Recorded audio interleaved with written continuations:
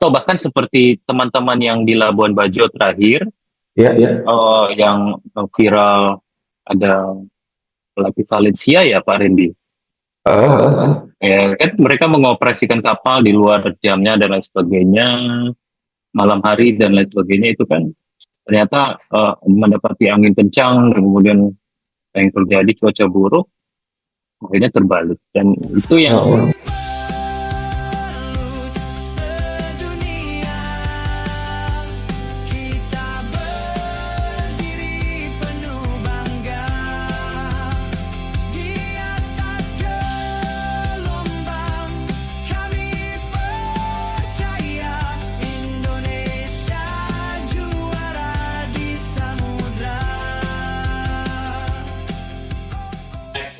Salam Korps. Hari ini saya Randy kembali akan memandu podcast CIP di episode kali ini. Untuk hari ini podcastnya spesial lagi. Kita kembali menghadirkan sesuatu yang baru. Kali ini saya sendirian di studio, namun telah hadir di tengah-tengah kita jauh di sana di dalam Zoom, yaitu rekan kita yang bernama Kapten Joe Ronald ya.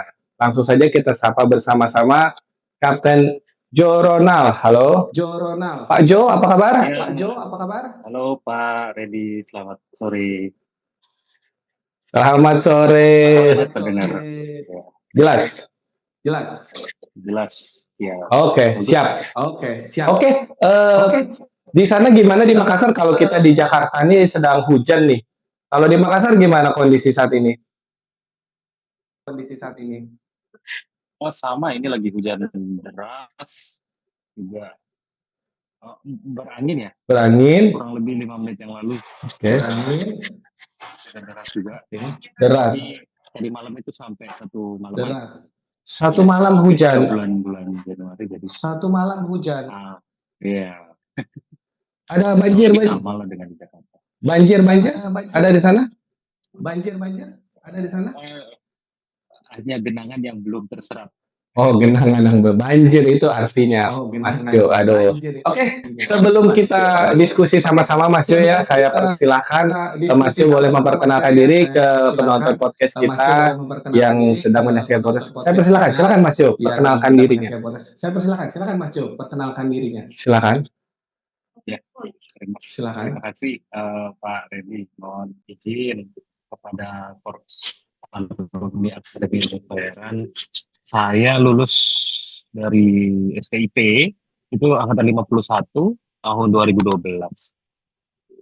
Masuk 2008 NRP 08 jurusannya itu nautika. Nah, pernah bersama Pak Randy juga laku yang membasis angkatan 50. Singkat cerita dari 2012 lulus itu September wisuda, Oktober sudah langsung on board.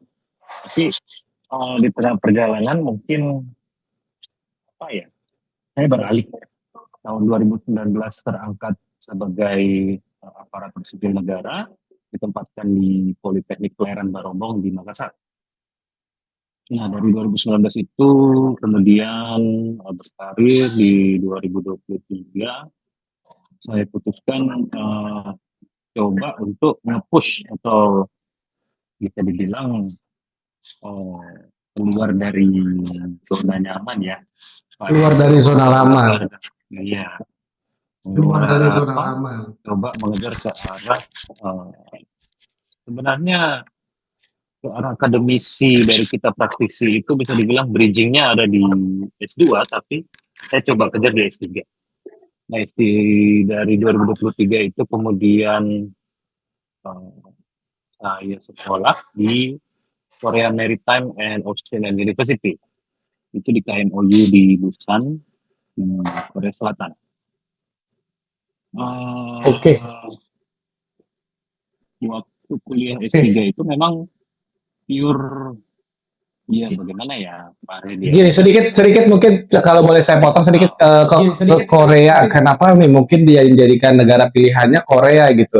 Kebanyakan mungkin kita yang mungkin saya atau mungkin beberapa yang lain kalau ke Korea tuh kita biasanya jalan-jalan, terus juga ya nonton K-pop dan lain-lain. Ini kenapa malah Korea jadikan negara pilihan untuk kuliah di jurusan navigasi? Boleh mungkin ditanggapi. Mungkin dari zaman kita 2011-2012 itu pangsa pasar maritim bisa dibilang yang menguasai Korea dan Jepang ya. Oh, karena itu.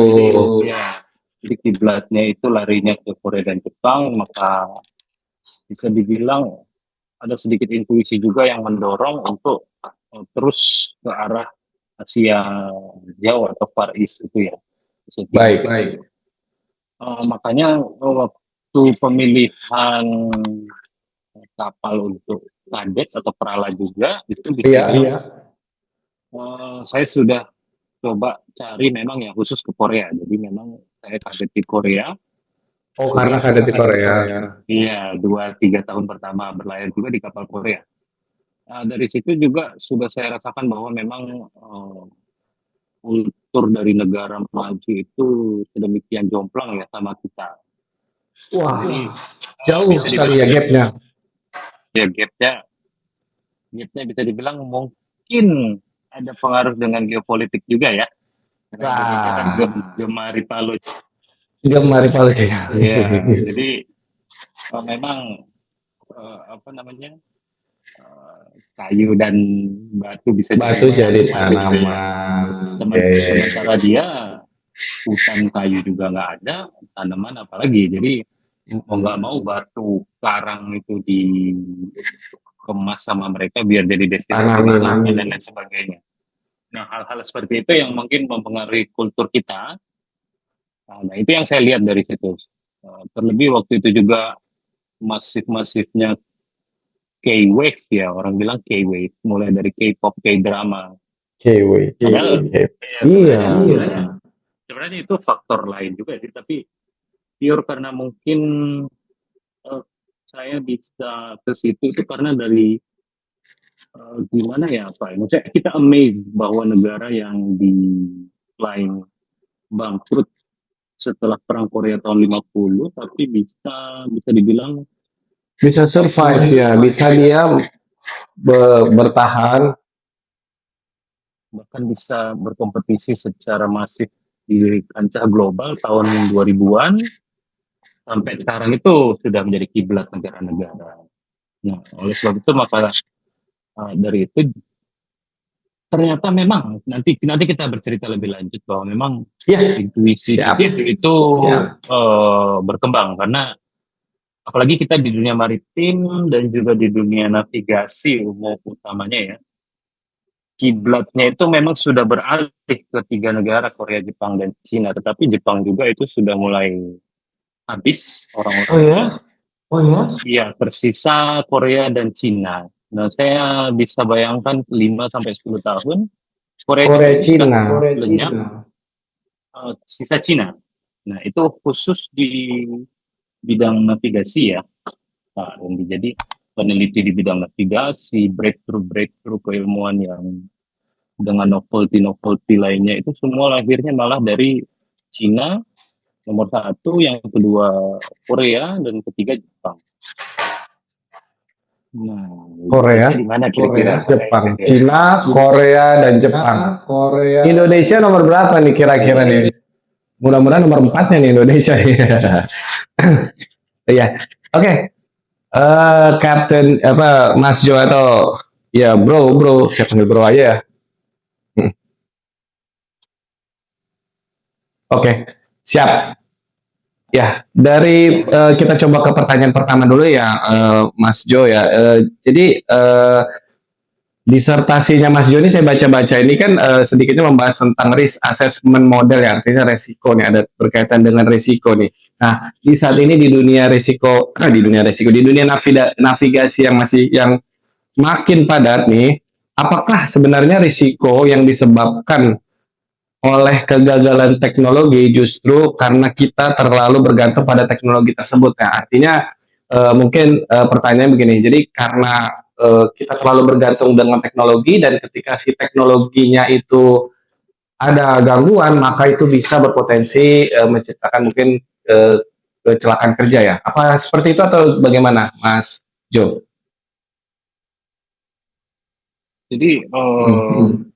sebenarnya Pak Randy, Ya, saya bisa dikatakan mengejar ketertinggalan kita itu sampai 20 tahun di bidang navigasi dengan fokus di navigasi. pola, ya, pola resiko itu ya.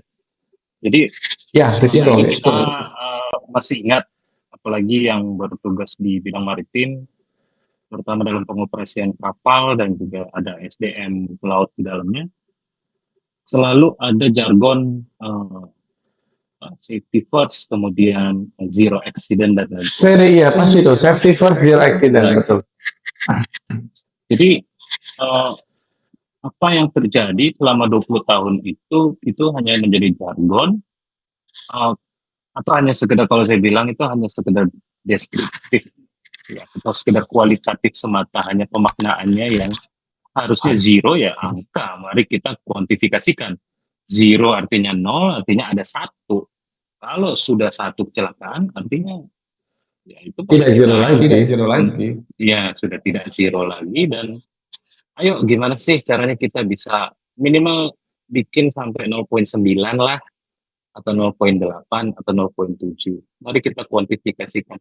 Nah, disertasi yang saya ambil itu pure bagaimana kita bisa mengkuantifikasikan risiko-risiko, utamanya di dalam pengoperasian kapal.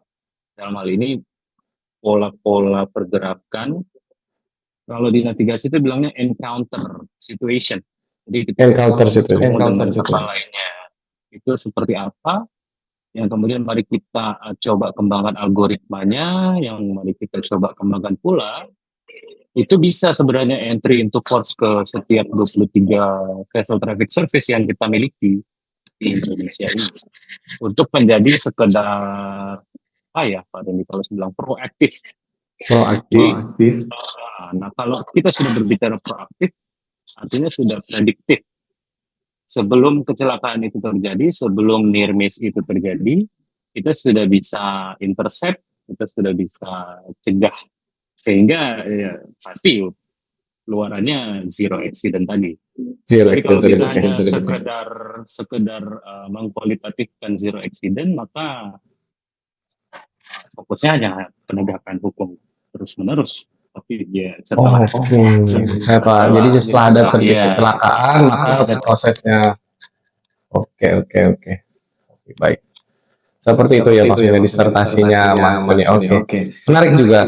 Oke, selanjutnya ini juga ada informasi bahwa Mas Joni meneliti tentang spatiotemporal ice data ya. Bagaimana data ini bisa membantu Syah Bandar atau otoritas pelabuhan di Indonesia dalam prediksi titik macet atau titik rawan tabrakan sebelum hal itu terjadi ya. Ya mungkin kalau yang saya tahu sih ice itu ya radar ya, apa namanya, alat yang dipasang di kapal untuk mengetahui keberadaan kapal tersebut ya. Nah, ini kalau terkait spatiotemporal ice data nih, saya masih kurang paham. Oh, suaranya hilang. Oke, saya ulangi. Masih terdengar suaranya? Suara terdengar? Mas Jo, suara saya terdengar? Terdengar suara? Halo? Halo? Suara terdengar? Sudah? Sudah. Oh, gangguan. Oke, saya ulangi.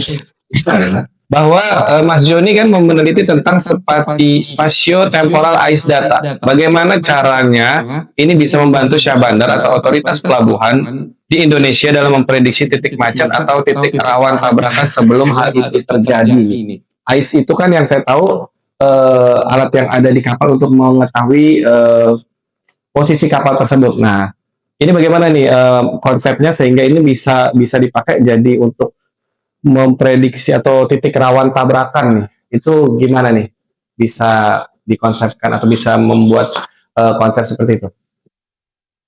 So, kalau ICE sendiri kan itu ada entry into force untuk setiap SOLAS ya Pak Reni, jadi setiap kapal itu wajib mengoperasikan menyalakan ICE ya.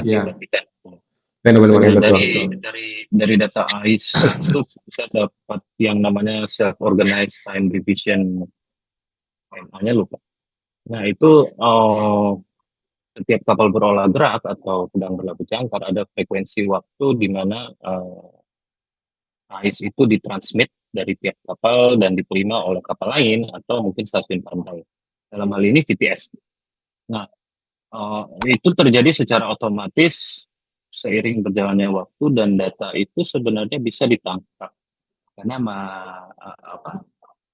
ICE data itu kan menggunakan gelombang radio, jadi kita bisa intercept datanya, kemudian kita bisa, kalau saya bilang itu timestamp ya, kita bisa memberikan ya, kita bisa memberikan waktu sehingga dari waktu itu kita mendapatkan dari data ICE itu menggabungkannya kemudian menjadikan lintang bujur kapal dan lain sebagainya itu dalam data ICE yang bisa kita olah lebih lanjut. Oh, sudah diolah, jadi hasil data ICE-nya bisa diolah lagi sehingga bisa mungkin menyajikan informasi daerah-daerah yang rawan tabrakan dan titik macet itu ya.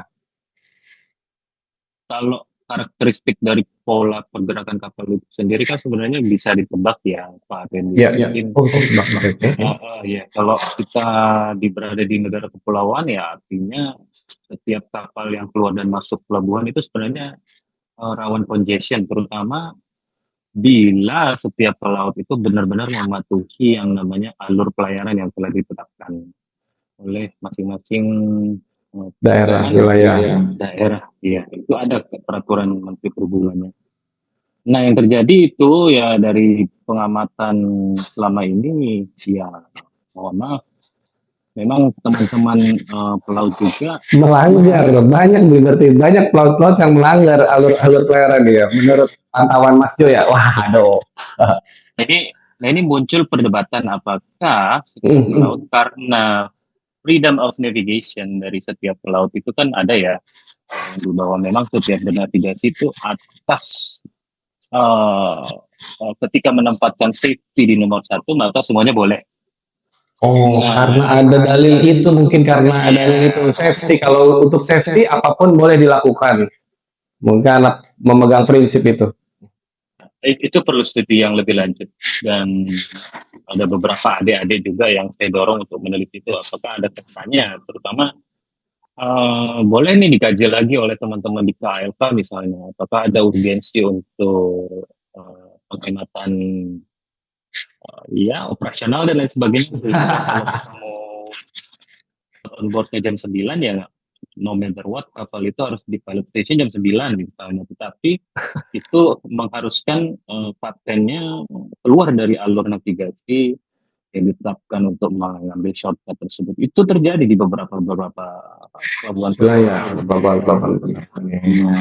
Jadi anomali karakteristik itulah yang kemudian bisa kita petakan ke dalam space atau spasio tadi, kemudian time, temporal tadi. Jadi spatio temporal itu kan space and time, itu kita bisa kemas, visualisasikan, kemudian kaji lagi apakah memang pure berbahaya dari sisi kandas atau bisa berbahaya dari segi.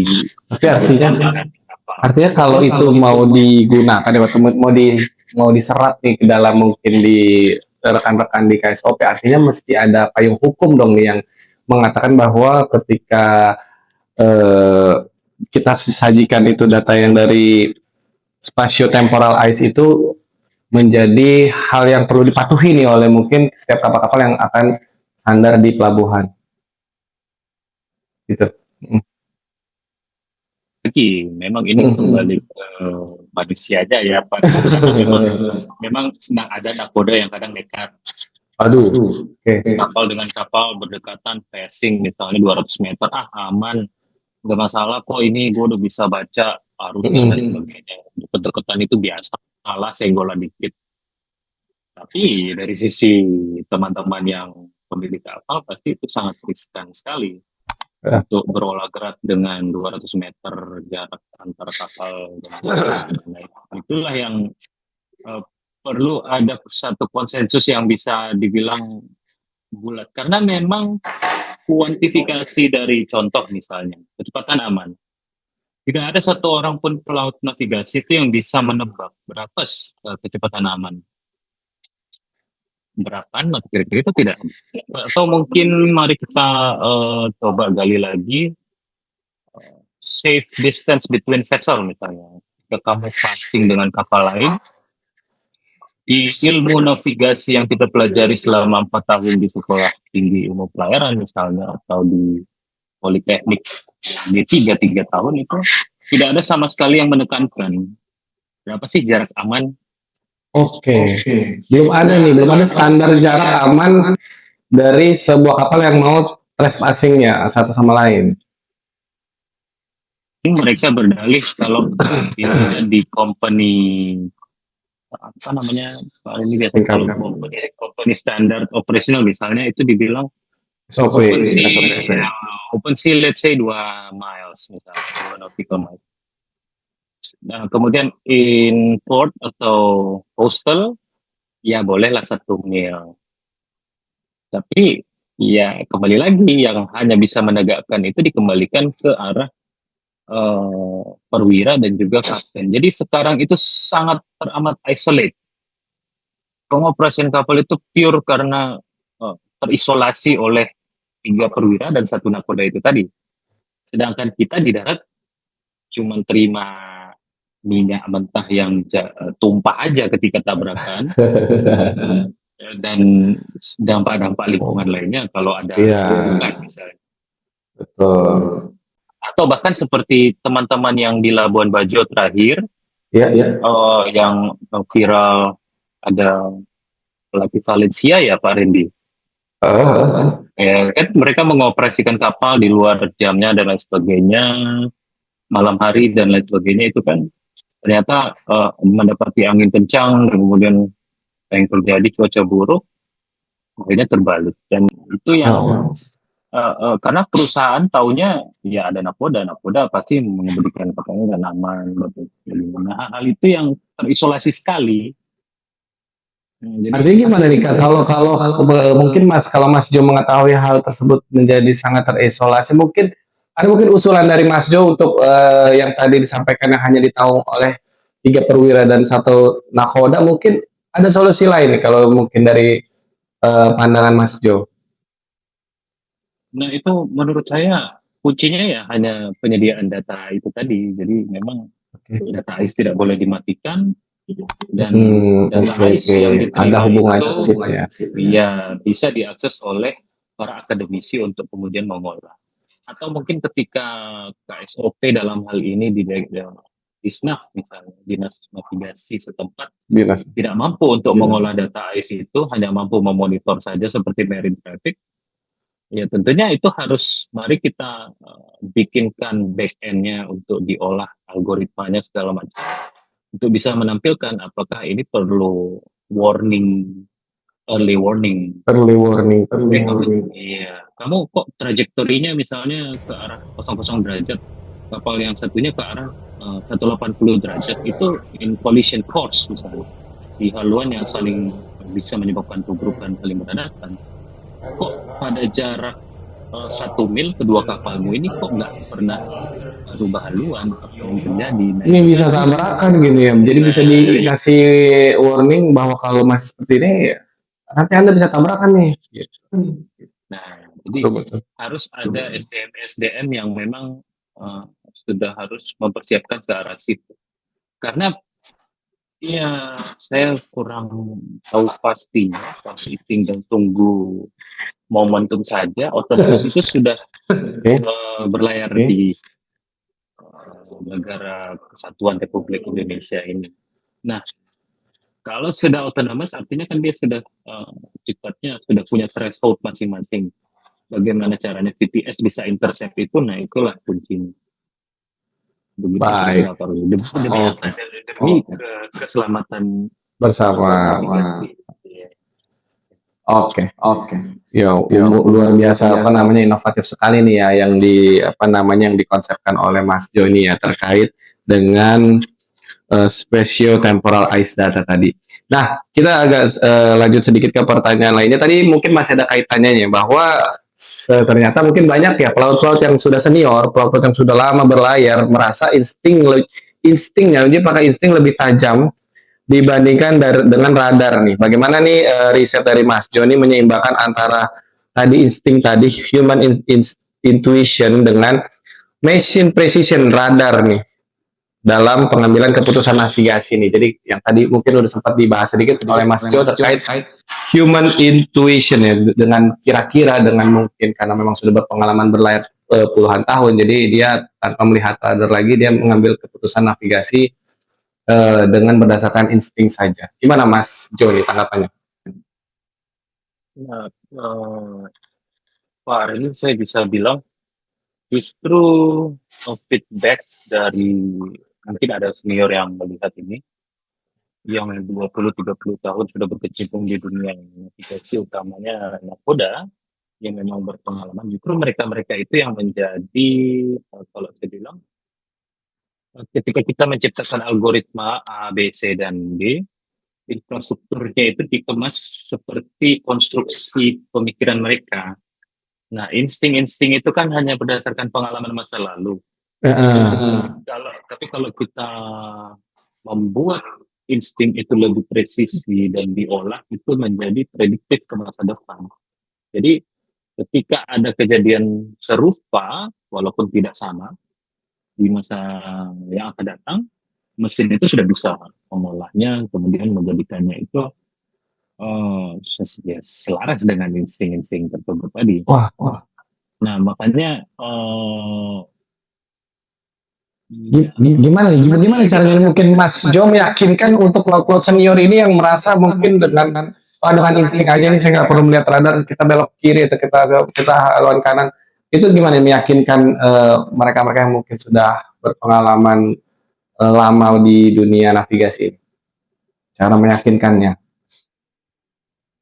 kalau saya bilang sih Pak Redi itu tergantung kita penerimaannya seperti apa ya. Ya. Tapi dari saya pribadi, dari menurut keyakinan saya gitu ya. Oke. Kayak Mas Panji. Jadi kalau saya bilang itu insting pasti salah, ada salahnya ya. Tapi kalau presisi mesin ya itu mutlak. Itu yang terjadi di dunia riset juga.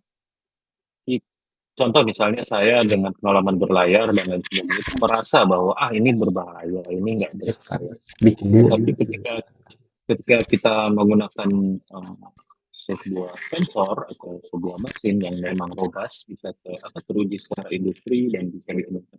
Atau kalau saya bilang di dunia medis misalnya itu golden standardnya loh, untuk bisa diujikan kepada halayak ramai.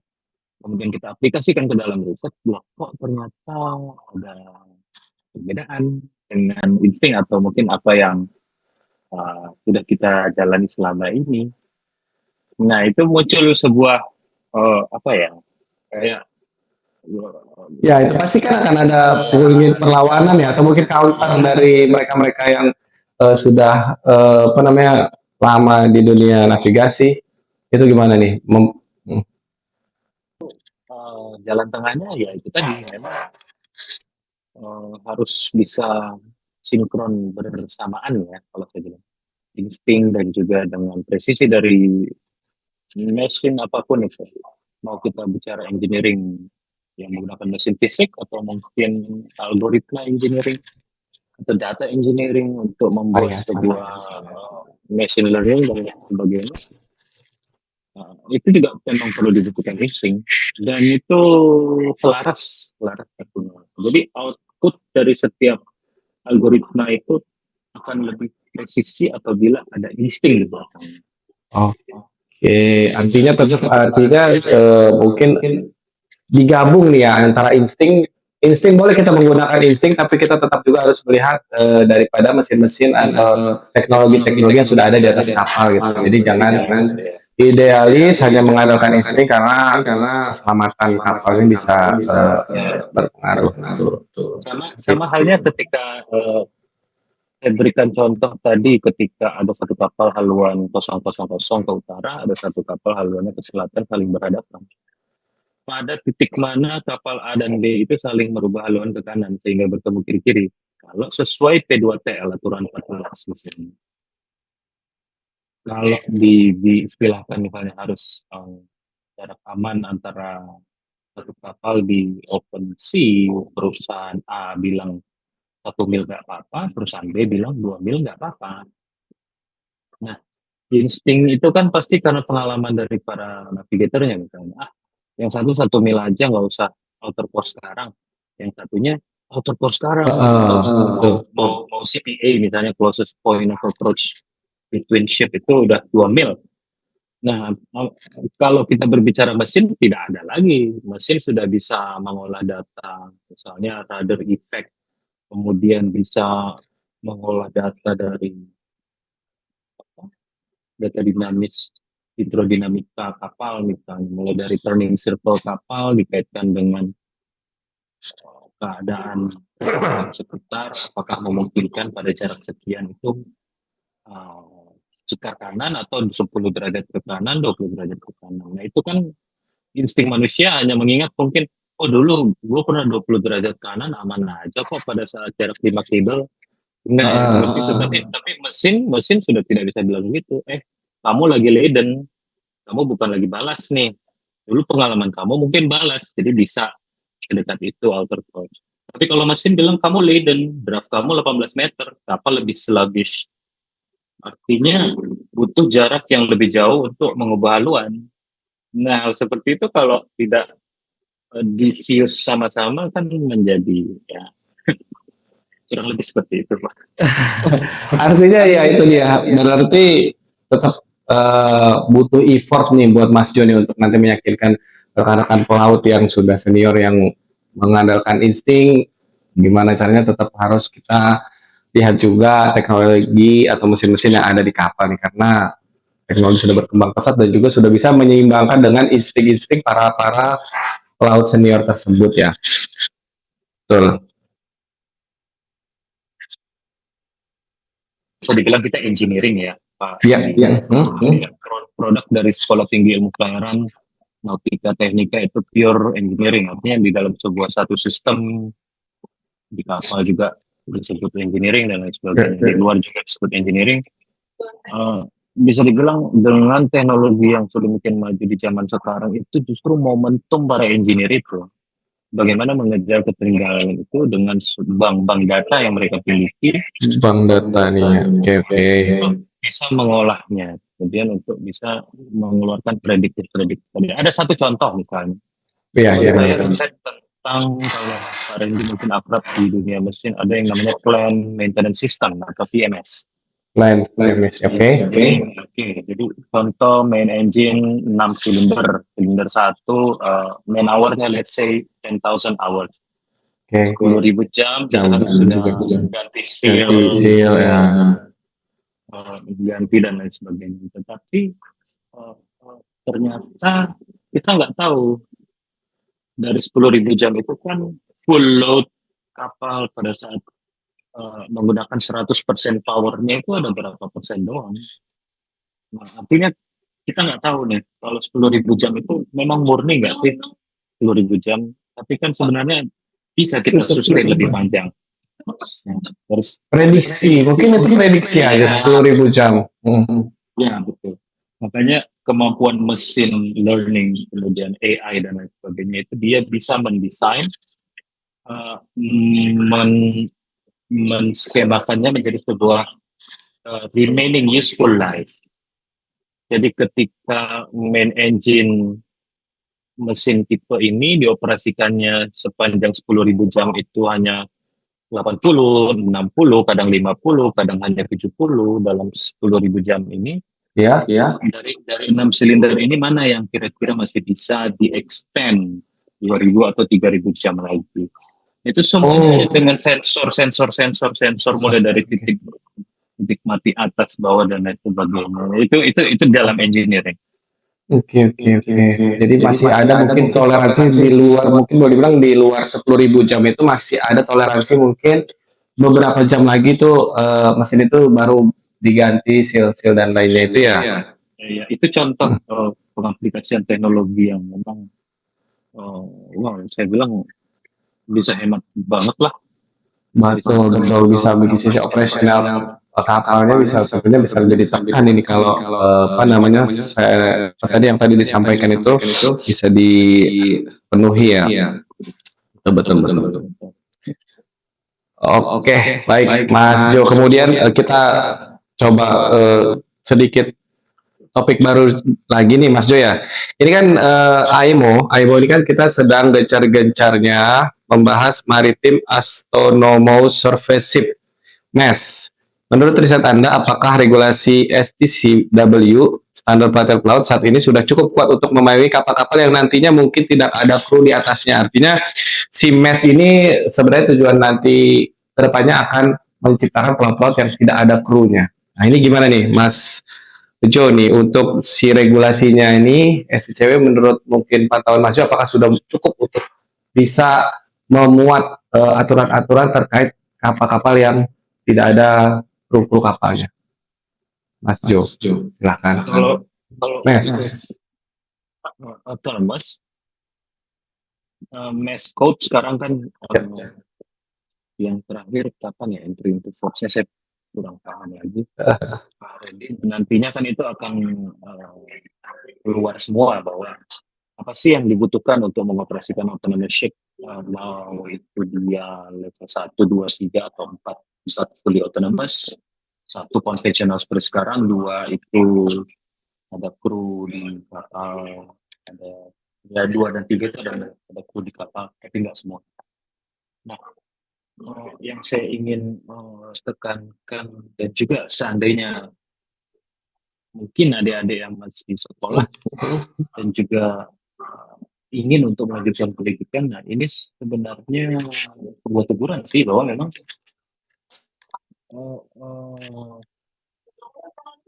itu butuh sebuah tadi itu human instinct ya. Human instinct itu kan dari hasil pengalaman juga dari hasil literasi yang luar biasa yang kita baca di masa lalu. Untuk mengelola itu semua kita perlu kembali sebenarnya ke pemahaman-pemahaman fundamental untuk menetapkan norma-norma yang pada nantinya kita akan terapkan untuk intercept algoritma-algoritma tadi. Contoh misalnya Indonesia dengan kekayaan lokalnya dan juga kekayaan flora, hayati dan lain sebagainya di dunia marine conservation misalnya. Kita menyumbang sekitar kalau tidak salah berapa persen dari terumbu karang dunia misalnya. Iya. Kita menjadi perhatian khusus nih untuk terumbu karang Indonesia menjadi perhatian dunia nih.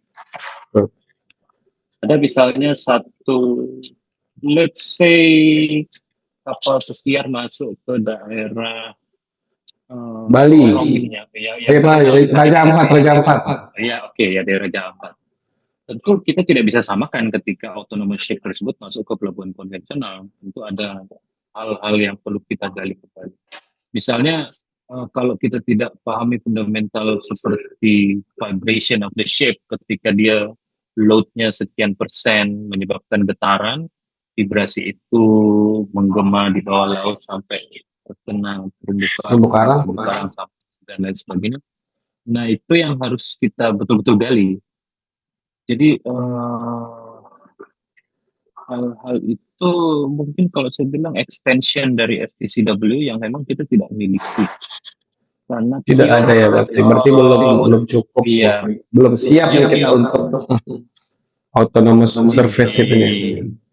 Iya, karena saya bilang kita sedangkan saya di dunia navigasi saja mengejar ketertinggalan itu sampai 25 tahun Pak Randy. Jadi butuh orang-orang seperti saya lagi mungkin 10.000 orang kali ya mungkin dari Sabang sampai Merauke untuk duduk di masing-masing pelabuhan dan sebagainya untuk bisa mengolah data yang lebih baik untuk bisa mengintercept autonomous ship itu karena kan ketika autonomous itu open sea dia tentu menggunakan algoritma dari perusahaan masing-masing atau mungkin ada jasa pihak ketiga. Tapi ketika dia masuk ke daerah jurisdiksi sebuah negara maka itu kita berhak untuk mengintervensi. Misalnya saya mau kamu holding dulu di situ. Holding patternnya seperti ini. Holdingnya itu misalnya bad weather. Saya mau kamu di pulau ini aja. Dan lain sebagainya. Atau mungkin kamu nanti masuknya pakai safe speed 10 knot, 8 knot, 7 knot, 6 knot, dan lain sebagainya. Nah itu algoritma itu bukan hanya sekedar regulatif karena gua mau atau dulu gua berlayar kayak gitu enggak, tapi lebih ke arah fundamental teoritis yang memang ya harus kita gali. Karena kalau yang saya lihat dan saya alami sendiri, pure 5-10 tahun belakangan ini kita menemukan SDM pelaut yang hanya bisa operate. Ya, yang di sini dibilang boleh dibilang hanya pesan navigasi operator mesin. Jadi hanya operator mesin ya kalau di tulisan Anda ya disampaikan ya bahwa saat ini pelabuhan Indonesia hanya menjadi operator mesin saja nih, tidak sebagai kreatornya nih. Nah, itu dia. Jadi kalau kita mendissect atau membedah kurikulum yang kita bilang internasional itu, ya mungkin harusnya kita sarjana S1 pendekatannya, bukan diploma 4 atau diploma 3. Iya, Iya, betul betul. kita bersama-sama bulat bahwa oke, mari kita pendekatannya lebih ke arah operator sehingga diploma lebih cocok, vokasi lebih tepat, maka ya yang seperti itu kita kucilkan. Namun eh, itu yang menjadi ketertinggalan kita untuk berkancah di dunia riset dan lain sebagainya, bahwa yang kita skip dulu itu berdalih bahwa 70% harus praktikum atau harus di simulator dan lain sebagainya, itu malah tertinggal. Banyak pemahaman-pemahaman teoritis yang sangat fundamental itu yang harusnya bisa kita bawa terus sampai ke dunia otonomous dan lain sebagainya. Nah, itu yang kadang masih miss, dan dunia udah nggak peduli missnya kita sampai mana. Dunia udah nggak peduli kamu mau nyetak pelaut berapa ribu. Gua fokusnya udah nggak pakai orang, itu aja. Oh, aduh, bisa jadi ini nih apa namanya permasalahan yang harus segera kita diskusikan ya bahwa kalau nanti kedepannya autonomous surveillance ini ternyata sudah masif diterapkan di beberapa negara, mau kemana nanti nih yang negara-negara yang sudah mencetak banyak pelaut ini jadinya bisa jadi permasalahan baru nantinya. Oke, ya. Oke, pertanyaan selanjutnya nih Mas Jo ya. Nih, seandainya mungkin Mas Jo bisa memiliki otoritas mengubah sistem pendidikan maritim global nih ya. Apa nih yang mau Mas Jo dirubah supaya kualitas SDM laut di Indonesia ini bisa lebih merata nih? Kalau misalnya kita andaikan Mas Jo punya otoritas untuk eh, merubah sistem pendidikan laut navigasi ini. Ya, terima kasih Pak Randy. Saya berdasar atas pengalaman kemarin saja di selama sekolah, juga berinteraksi dengan para taruna-taruna di KMOU di Korea tadi.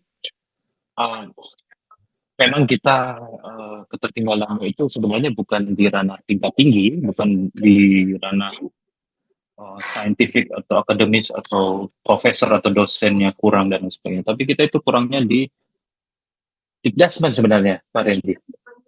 Di placement apa? Pendidikan dasar dan menengah. Oke, pendidikan dasar dan menengah. Nah, kita saya tidak bilang ompong sih, tapi ada lag gitu. Ada lag ya, ada yang harus diisi. Oke.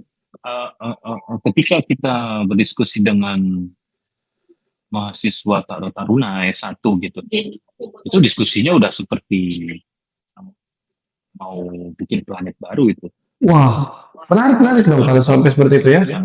Ya, artinya dia memiliki pemahaman sebelum S1 itu sudah sampai mari kita diskusi tentang filosofi, bahkan tentang Plato, Aristoteles, anaknya Plato dan Aristoteles keluarnya itu level Thomas Aquinas tentang agama dan sebagainya. Padahal dia tidak beragama.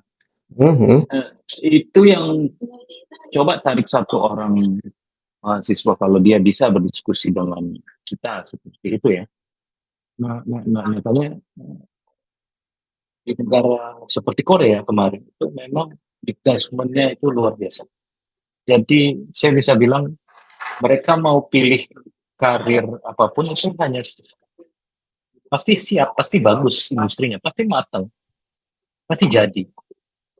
Nggak mau jadi pilot atau mau jadi pelaut, mau jadi ahli babi bubero pun itu pasti jadi, Masih jadi, oke. pasti berhasil. Nah itu yang kita contoh sekarang. Kamu mau masuk STIP itu harus ranking 10 besar. Nah lantas kalau bukan masuk 10 besar, masuk Nggak bisa. rombong gitu. Iya. Ke sekolah eh, politeknik pelayaran swasta atau di mana ruangnya mereka. Nah itu yang kayak masih disparitas gitu loh Pak. Dan jadi, nah, jadi kita tidak balance sehingga kalau saya bisa bahasakan pendidikan dasar menengah yang paling bagus hanya di Jawa. Saat ini ya, karena mungkin belum merangkak ke seluruh negara wilayah di Indonesia ya. Kenapa banyak mungkin orang maunya sekolahnya di STIP padahal ada sekolah pelayaran yang lain seperti itu, mungkin karena stigma ini kali mungkin ya Mas Coy ya, karena mungkin udah terstigma aja bahwa di Jawa itu ya memang pendidikannya memang bagus gitu, jadi makanya orang tua mengirim anaknya ke Jawa untuk bersekolah. Betul. Nah ini tantangan kita juga karena kalau memang kita ingin bridging ke otonomous dan lain sebagainya, betul-betul harus melihat SDM-SDM yang betul-betul mumpuni. Iya, Kementerian Perhubungan dengan pola pendidikan saat ini itu sudah sangat bagus sebenarnya. Tinggal dipoles sedemikian rupa supaya mereka memiliki kompetensi-kompetensi inti yang bisa mengupas tuntas tentang Dunia navigasi, otomasi dan sebagainya. Oke, baik, luar biasa ini padat banget nih kita di podcast kita hari ini nih Mas Joni, luar biasa, pastinya akan memberikan banyak inspirasi nih buat para penonton podcast ini. Mungkin ini mungkin saya kasih kesempatan mungkin mungkin pesan-pesan atau mungkin sebelum kita tutup podcast ini saya persilakan Mas Jo untuk menyampaikan mungkin dua patah kata untuk para penonton podcast ini sebelum kita tutup podcast ini. Silakan Mas Jo. Pesan-pesan mungkin buat adik-adik atau mungkin buat senior-senior yang sudah lama berlayar atau Iya, jadi mohon izin silakan. saya juga masih proses belajar, masih proses merubah, proses membangun, proses dan lain sebagainya, dan terima kasih ya mungkin STIP dan juga CIP menjadi jembatan.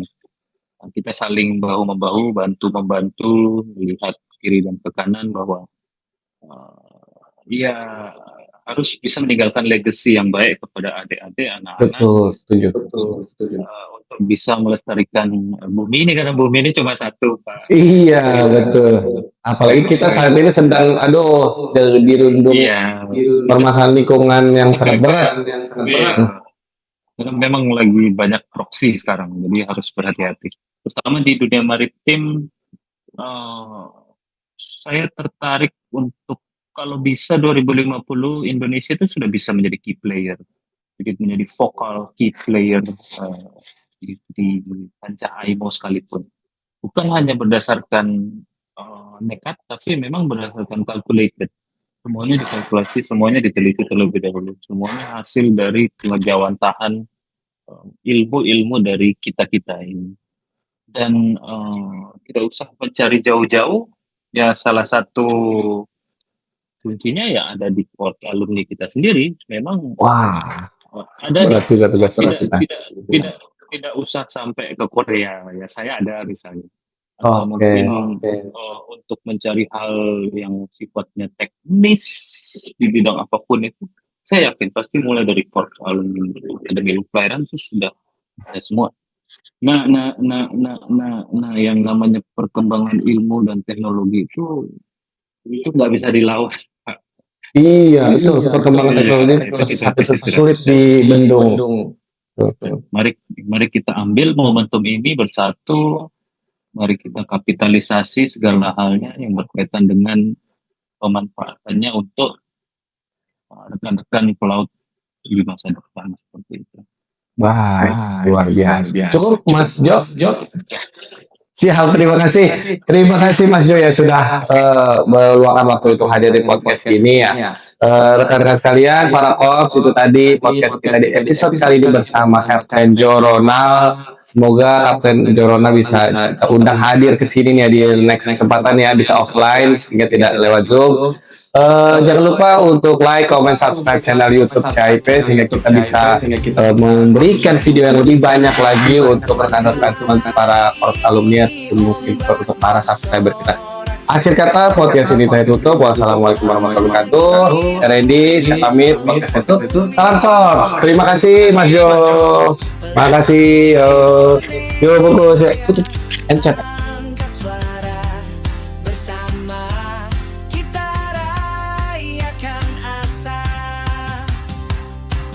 Di laut luas cerita terukir, kapal berlayar, mimpi pun lahir. Dari Sabang sampai Merauke, semangat pelaut takkan redup. Oke, hari penuh sedunia, kita berdiri penuh bangga. Gelombang kami percaya Indonesia juara di samudra. Oke, lift. Dah. Sudah.